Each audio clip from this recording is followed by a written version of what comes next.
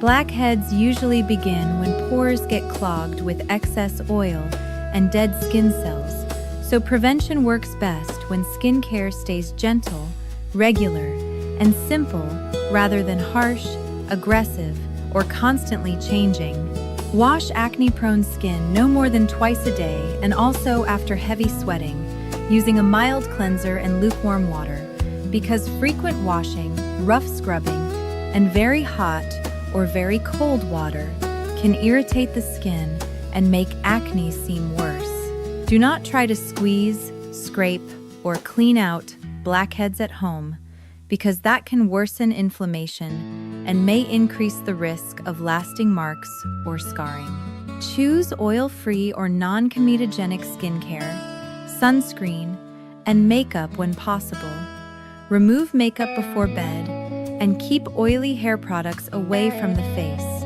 Over-the-counter ingredients such as salicylic acid, adapalene, and benzoyl peroxide can help unclog pores or support acne control, but they can cause dryness or irritation at first, so it makes sense to start slowly and use a light moisturizer if needed.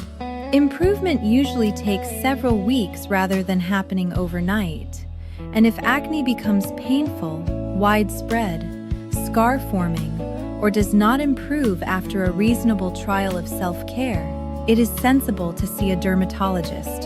And now, with that practical advice folded neatly at the front like a clean towel on a bathroom shelf, let the rest of the evening belong to laughter, because in a sun-warmed retirement town in Alabama, where the church parking lot held more social intelligence than the county courthouse, and every front porch contained at least one object nobody under 40 could explain, there lived a 79-year-old widow named Delphine Walker, who had reached the age where she no longer expected life to behave with dignity and no longer felt morally obligated to pretend surprise when it failed.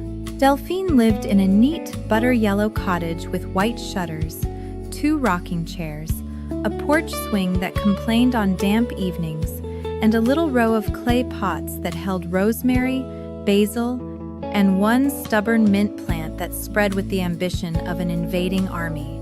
Her late husband, Carl, had been practical in every way that mattered and absurd in exactly the ways that made marriage survivable. He paid bills early, changed his own oil, balanced a ladder with the calm of a man who trusted physics more than prayer, and yet he also believed with deep sincerity that every household required at least one thing too foolish to explain to insurance. For their house, that thing was a full-size wooden mailbox shaped like a red barn, complete with tiny painted windows, a pitched roof, and a brass slot where letters went in through the loft as if correspondence itself had taken up farming.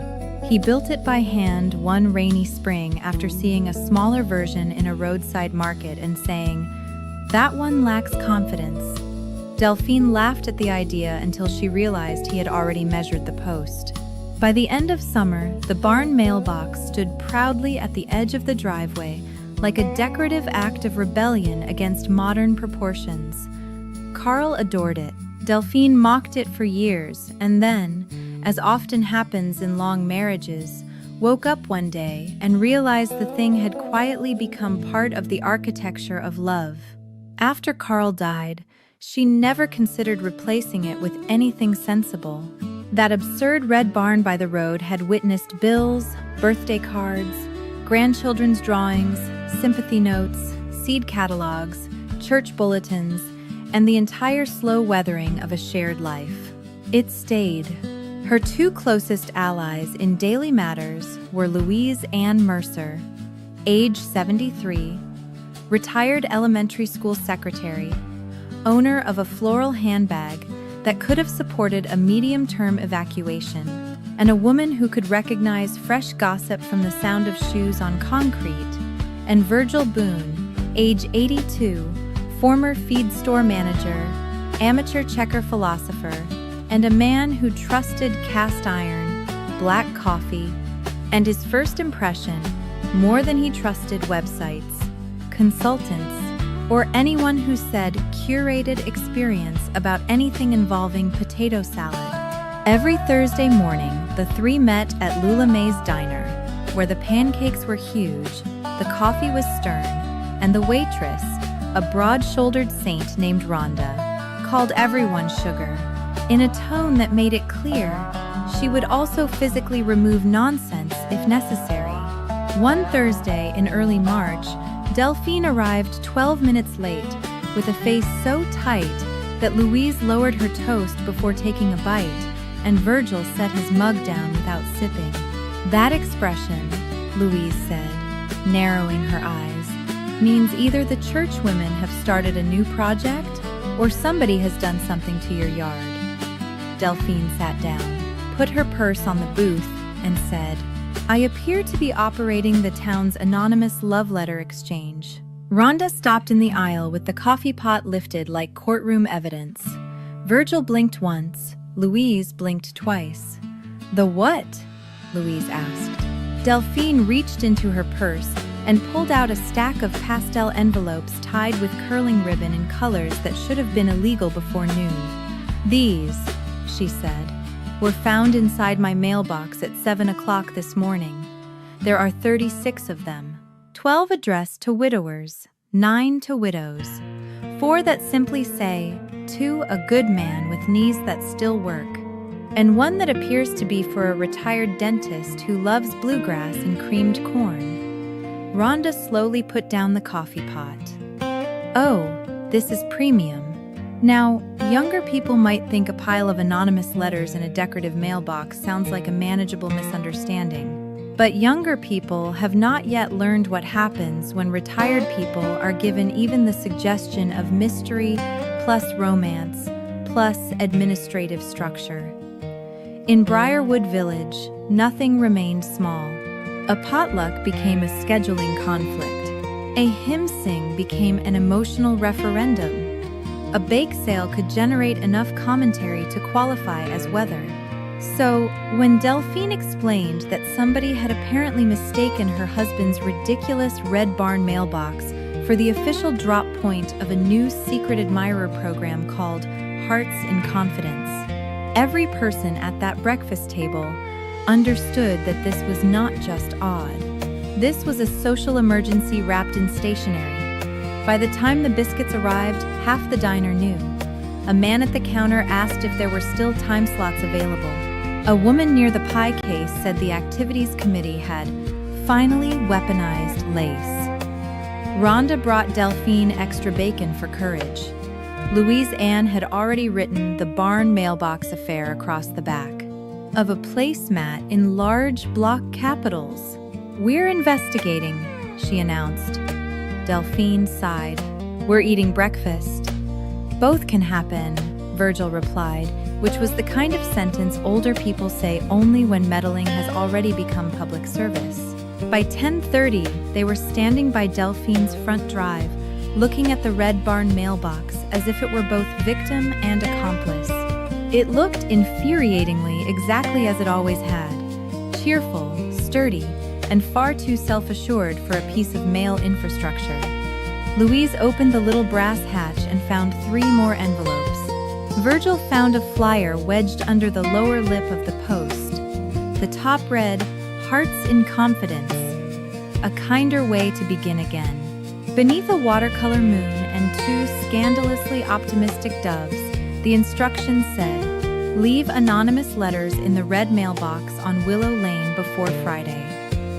Delphine pressed 2 fingers to her forehead. They have not only chosen my mailbox, she said, they have turned it into a municipal romance shoot. The prime suspect was obvious. Bernice Tate, head of social wellness initiatives, had a history of taking vague ideas and forcing them into circulation with ribbon. Last winter, she had tried to organize a silent compliment corridor at the community center, which failed because nobody could stay silent, and half the compliments became critiques by accident. Also suspicious was Gwendolyn Pierce from hospitality, who believed every event improved if given a theme, a slogan, and a centerpiece taller than reason. By noon, the whole neighborhood knew. At the mailbox cluster, Mrs.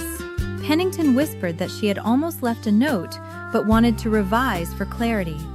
At the pharmacy, a cashier said her aunt had already submitted one and now feared she used too many adverbs. Even Raoul, the groundskeeper, who had made a career out of staying clear of resident folklore, shook his head and said, "The mailbox? That's too much." Delphine's daughter called from Nashville, laughing so hard she had to start over twice. "Mama," she said, "why is Daddy's barn mailbox functioning as a romance clearinghouse?" "Because this town has too much toner and no adult supervision," Delphine replied. "Are you upset?" "I am offended on principle and curious in detail." "That sounds right." The first useful clue came from the woman at the florist, who lowered her voice and said, "I probably shouldn't mention this, but I saw Bernice and Gwen at the copy shop yesterday with baskets, doilies, and a sign that said emotional drop-off." That was enough. By 1 o'clock, Delphine, Louise, and Virgil were at the clubhouse, where folding tables, tea lights, pastel envelopes, and women with dangerous optimism were already in visible abundance.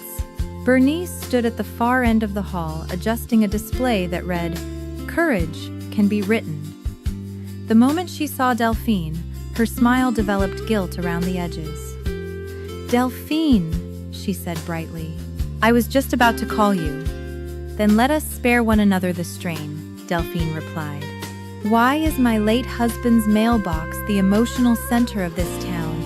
Gwen looked down at the paper hearts she was sorting, and very wisely did not speak first. Bernice pressed one hand to her necklace. "Now, before you misunderstand, no," Delphine said. "I understand perfectly. You selected private property, published the location, and invited half the widowed population of this town to post anonymous feelings through a decorative barn." Several women nearby, previously pretending to assemble favor bags, became perfectly still, which is one of the oldest and most athletic forms of retirement community listening. Louise opened her notebook. Virgil folded his arms. Bernice tried the standard defense. "We only borrowed the idea. You borrowed the address. We meant to ask. You did not. We thought you'd be touched." "Bernice, anonymous longing is not a craft supply." Gwen tried a softer approach. "The mailbox just felt welcoming." Virgil snorted. "It's shaped like livestock housing." Even one of the women by the tea urn laughed into her napkin. At that exact moment, Mrs. Carmichael from the community board came in carrying table cards and asked the doomed ceremonial question. "What seems to be the issue?" Louise answered, before the air in the room fully reset. "The issue is that Bernice and Gwen have apparently raided Delphine's marital history and laundered it into a secret admirer service." The room broke. One volunteer sat down laughing. Another had to turn away and stare at the coat rack for composure. Even Mrs. Carmichael placed the cards down and took a deep, steadying breath. Delphine, however, remained perfectly calm, which at her age was usually a warning sign. "You will print a correction," she said. "You will stop collecting letters immediately. You will remove every mention of my mailbox. And if one more person leaves poetic stationery in that barn, I will escalate in ways you are not spiritually prepared for." Bernice apologized, then apologized again, more correctly, then admitted the truth. The idea for Hearts in Confidence had come from a magazine article about later life companionship. They wanted something gentle, low pressure, charming, old-fashioned, meaningful. Someone mentioned Delphine's barn mailbox. Everyone loved the look of it. One thing led to another. "It felt hopeful," Bernice said weakly. "So does a raffle," Virgil replied. "That doesn't make it wise." In the end, the program was canceled, the flyers pulled, the remaining letters boxed, and a new rule added to community event guidelines, stating that no resident-owned memorial object, novelty structure, decorative feature, sentimental ornament, or emotionally significant absurdity could be borrowed, referenced, photographed, branded, advertised, or emotionally repurposed without written owner permission. Louise insisted on emotionally significant absurdity. Virgil insisted on written. Delphine insisted on all of it. That should have ended the matter. But Retirement Town comedy does not believe in endings. It believes in follow-up, aftershocks, and one extra twist delivered politely. Because once the story spread, Delphine's barn mailbox became famous. Not city famous, Retirement Town famous, which is somehow worse because the audience remembers details. People stopped by to admire it. A woman from the next lane left a note